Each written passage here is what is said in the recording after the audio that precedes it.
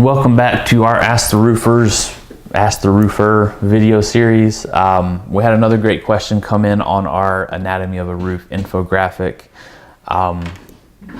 Meg House asked, and this is very specific, but she asked, on their home, they have an older home, they have multiple layers of roofing, and the weight is potentially causing some damage to the foundation, and there's also an HVAC system up there on the roof now, done after the fact. So her question was, without seeing it obviously, how would you address something like that? It seems like a huge impossible task. My first thought is everything that you don't understand seems huge and impossible. So and we do this all the time. We will send someone out to look at, quote a job, even if we know you're not going to do it in the near future.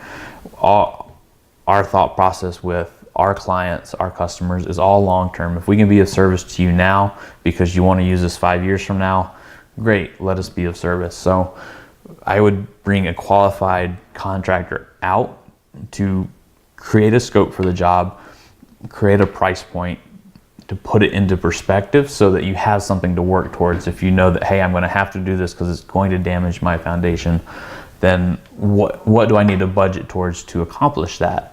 And obviously take into consideration inflation year over year, and material prices will fluctuate, but if you have a number to work towards, that will give you an idea. It will no longer be a huge impossible task, but it will be a something that you can plan around and plan towards. So that would be my first thought. These are not uncommon things to have, so it's not something we never dealt with before. We deal with this stuff quite often. The other part about having an air conditioning system up on the roof now as opposed to beside the house or wherever, that's not uncommon either. If it was done properly, it's very simple to work around. If it was done improperly, it's still not a huge deal to correct that and build a proper platform or properly flash stilts into the roof.